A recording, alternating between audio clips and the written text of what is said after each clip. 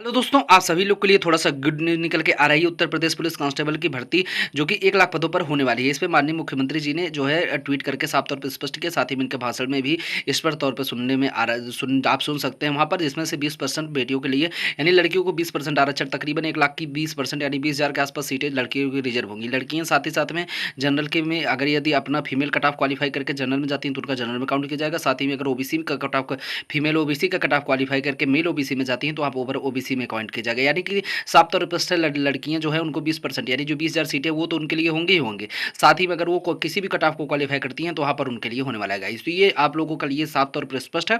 अब यहाँ पर कुछ चीज़ें ऐसी हैं जिसके बारे में आप चर्चा करेंगे कि आखिर कांस्टेबल के कितने पद हैं, दरोगा के कितने पद होने वाले हैं, साथ ही में क्या अन्य डिपार्टमेंट की भर्तियाँ आएंगी। तो यहाँ पर इस तरीके की बातें हैं। तो पहले वीडियो में आगे बढ़ने से पहले आप लोग फटाफट चैनल को सब्सक्राइब कर दीजिएगा, वीडियो को लाइक कर दीजिएगा। तो यहाँ पर किन किन पदों पर भर्ती होगी, जैसे कि मैं आपको बताता हूँ कि उत्तर प्रदेश पुलिस कांस्टेबल के ही सबसे ज़्यादा पद होने वाले हैं तकरीबन। अगर देखिए ये भर्तियां 2 साल में इन्होंने बोला है, तो 2 साल यानी कि इसमें अभी भी कम से कम 2 बार में भर्ती देंगे। इसके बाद कम से कम 2 बार में भर्ती देंगे। ये अगर 2 बार में भर्ती दिए तो मोटी मोटा समझ लीजिए कि आप यहाँ पर कांस्टेबल के तकरीबन 30,000 से नीचे पद एक बार मतलब कम आएंगे। ठीक है, 30,000 कांस्टेबल के आपके पद हैं जो कि फर्स्ट राउंड में आएंगे। यानी कि पहले राउंड में कांस्टेबल के लगभग 30,000 पद आने वाले हैं और साथ ही साथ में दूसरे राउंड में कांस्टेबल के फिर 30,000 पद आए, 30 से 35,000 पद आएंगे। यानी तकरीबन 65 से 70,000 के आसपास पद यहाँ पर फिर से कांस्टेबल से भरे जाने वाले हैं। लेकिन ये पद 2 साल के लिए होंगे। ठीक है, 2 साल के लिए इन पदों पर यानी कि 2 साल के अंदर में भरे जाएंगे, यानी 2 किस्त, यानी कि एक बार में भर्ती आएगी। चाहे वो अब इस ईयर में तो संभावना बहुत कम है, क्योंकि अभी जो है अगर आएगा भाई तो नोटिफिकेशन आएगा केवल, क्योंकि जो है अभी उसका फॉर्म भराएंगे, नेक्स्ट काम करेंगे तो 26 और 25 और 26 में वैकेंसियां सबसे ज़्यादा हैं। क्योंकि 25-26 में भी इनका जाने के बाद 26 लास्ट में इलेक्शन है, तो वहाँ पर जो है इस तरीके की चीज़ें होंगी। 25-26 में ये वैकेंसी को पूरी तरीके से भरेंगे। ठीक है, अभी कांस्टेबल के पद तो हो गए, मैं आपको बता रहा हूँ लगभग जितना है उसका लगभग 60 से 65%, यानी 1 लाख का 65,000 के आसपास यहाँ पर कांस्टेबल के पद रहेंगे। उसके बाद कितने पद बच रहे हैं, उस पर कौन कौन सी भर्ती आएंगे। देखिए यहाँ पर एसआई की भर्ती तकरीबन यहाँ पर अपडेट के अनुसार तो 15,000 के आसपास पद एसआई के खाली हुए हैं। क्योंकि अभी आप देखेंगे तो कुछ दिनों पहले जो है प्रमोशन भी हुआ है, जिसमें से कितने भी एसआई का प्रमोशन करके जो है एसएचओ बना दिया गया और कई जगह पर प्रमोशन हुआ। तकरीबन जो है इसी ईयर लगभग 1527 एसआई रिटायर हुए हैं, मतलब अभी इसी साल रिटायर हुए हैं। और जो है मार्च 2025 में तकरीबन 2200 एसआई रिटायर होने वाले हैं। तो इस तरीके की चीज़ें, क्योंकि देखिए यहाँ पर एसएचओ बनना, जो एसओ और एसएचओ में पोस्टिंग सबकी नहीं प्रमोशन हो पाता ना, तो कितने लोग एसआई से ही रिटायर हो जाते हैं। अभी एज के हिसाब से अगर आप देखेंगे तो इस तकरीबन 3,000 के आसपास पद मार्च 2025 तक 3 से 3,500 के आसपास पद खाली हो जाएंगे एसआई के। ठीक है,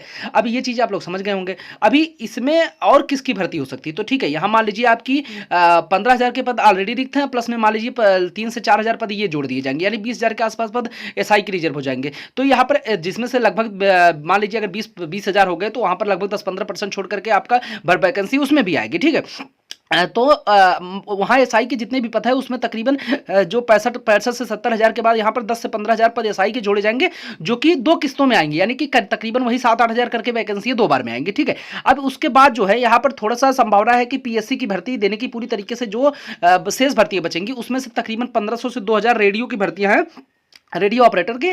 और उसके बाद तकरीबन 20-22,000 के आसपास, 18 से 20,000 के आसपास जो भर्ती होंगी वो पीएससी के लिए होंगी। ठीक है, जिसमें से महिलाओं को आरक्षण यहाँ पर दिया गया है, यानी कि सभी वर्गों में से कुछ ना कुछ वैकेंसी महिलाओं के लिए रिजर्व होंगी। ठीक, अब वो पीएससी में ऑलरेडी महिलाओं को, क्योंकि देखिए एक भर्ती में सबसे ज़्यादा दे करके नहीं कहेंगे, क्योंकि हर भर्तियों में 20% के आसपास इनको देना है, चाहे वो जितनी भी किस्त में वैकेंसी आएगी तो उसमें 20% देना है। तो यहाँ पर पीएससी के तकरीबन 20,000 के पद आएंगे, ये 100% से हो रहा है। तो पीएससी के पद क्योंकि बहुत दिनों से रिक्त हैं, अभी पीएससी के किस डिपार्टमेंट के पद आएंगे ये देखने वाली बातें होंगी। पीएससी के पद 20,000 के आसपास होने वाले हैं। तो ये पूरी तरीके से जो ये इसका डाटा है यही होगा आपको, मतलब क्योंकि देखिए हमारे चैनल के माध्यम से अपडेट लेने के बाद ही आने वाली चीज़ों के बारे में बताया जाता है, चाहे वो उत्तर प्रदेश का हो या फिर किसी राज्य का हो। क्योंकि यहाँ पर हमने स्पष्ट तौर पर पता किया है, तो जो भर्तियां जिस डिपार्टमेंट में खाली हैं वही तो भर्ती भरी जाएंगे।